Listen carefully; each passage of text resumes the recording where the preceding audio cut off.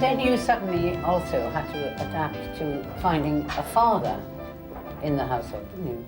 I mean, that... Yes, and probably did it very badly, if I might say so. Did you? I adapted initially. It was a period of sort of particularly difficult, unpleasant adolescence for me, and to have, I suppose, what I felt imposed, as it were, that there were suddenly in place a father, a man of the house. Obviously, I found very, very difficult to accept. What were you like? Horrible. It's horrible. Just unpleasant. Was he? Joe, was he? No, it was a natural concern. A matter of concern, right? Yes. That's putting it very mildly.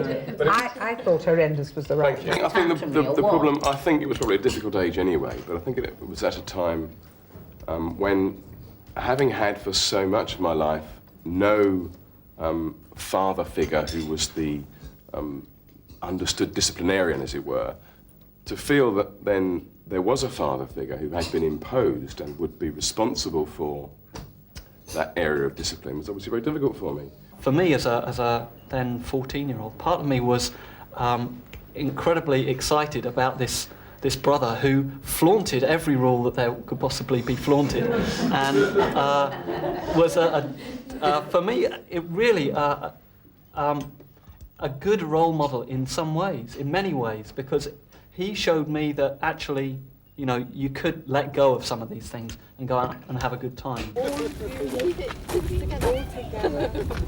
I can see everything.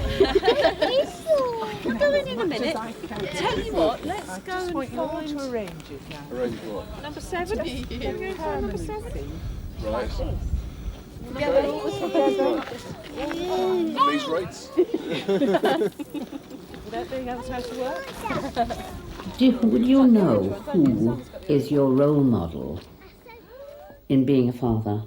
Because your own father wasn't around too much when you were young. No, it'd be very difficult to actually, particularly to look for a man as my role model, but there, having been brought up by and large, largely by my mother, there must have been some elements of how she approached the task which enabled her to sort of fulfill both roles, because I don't feel particularly that I missed out. So she must have got the balance right somehow. And I'd be interested, as I say, to find out if she knows what she brought consciously to the process, aware of the fact that there wasn't a man. So, odd to say, but yes, my mother might have been my role model for being a father, but... I wonder whether you have become, you know, your own sort of rather generous father, because you didn't have a father almost, figure to copy. You didn't know your father at all. Well, I suppose, I mean, I knew him up to a point in that my parents split up when I was about 6, I think divorced when I was 7, so that I didn't see him a great deal, and my memory is that he wasn't there the whole time, that his work took him away for quite significant chunks of time. What did he do? He was a chef, amongst other things, but he was also an actor, I know, and I think certainly in both of those caused him, I think, to have to sort of go away for some weeks at a time. Do you think it's convinced you, though, that without a father yourself, that you wanted to be a full-time father? Do you see what I mean?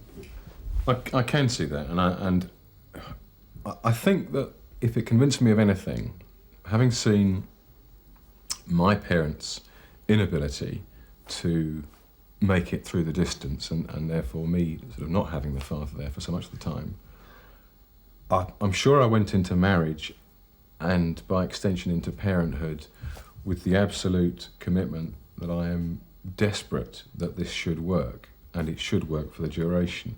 Despite the fact that I don't feel, even looking back, that I lost out in significant ways. Obviously there is a part of me that feels it is important, even though I can't put my finger on what it is that I missed out on. Something else. Perhaps Biff and Mandy's roles were put into even clearer definition when Gemma, their oldest daughter, was eventually diagnosed as having cerebral palsy. Stop how much stress did it give you when Gemma was first born? Was it difficult for you both to cope with that, or? Yes, it's very stressful. I mean, being in there, seeing her, seeing all the other babies wired up to this, that, everything else, suffering from this, that, and everything else. That's very, very stressful. I mean, we were then released from the hospital with obviously nobody knowing, even the experts, quite what to expect. We didn't know whether she would have problems or not. And so it was all just a case of letting time go on and seeing what happened. And for a while, and especially I suppose as she's a first and we had no comparisons to make directly with any others, we weren't aware that there were going to be tremendous problems. In fact, the problems aren't as large as in fact they could have been.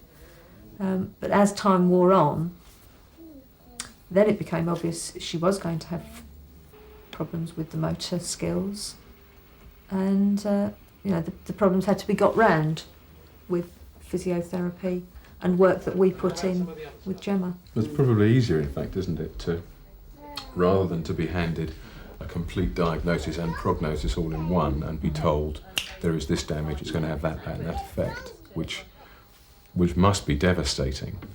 And it has been difficult for us, obviously, as we've progressed. But the fact that it's been a slow realisation, we still don't know quite, and we still have, I think, very ambitious targets. We're determined that whatever the potential is, it will be maximised. So it's not been as painful in that sense, although it's obviously been difficult at times to accept. And again, having younger children, and you see the speed with which, for example, AJ has reached his milestones and hurdles ahead, it can emphasise it. Have you been careful not to exclude AJ, though, because you've got to give such attention to Gemma? Yeah, absolutely. I think they share most of things, an don't they? awful lot of activities, and his forwardness acts as a foil. Although he's younger, they have for quite some time now been able to share in a number of activities. And they also make a good team because Gemma's so willing to go and chat with people and be gregarious and doesn't care who comes along to talk to. AJ is shy, basically he's quite shy. So in a way there, Gemma's got the big advantage in some situations. In other situations he has the big advantage. So in fact they're quite a good team together, and they work quite well together, bringing the best out of each other in a lot of times. You seem to be so relaxed about it that I wondered whether you had a lot of support, or have you just found it from yourselves? I mean, I think basically we've got through it ourselves and immediate family that have things to do with Gemma. Walk to the friend? Oh, yeah. Properly. So is she determined to walk, which is why she's walking? She will. I mean, that's determined that she will do. And but the first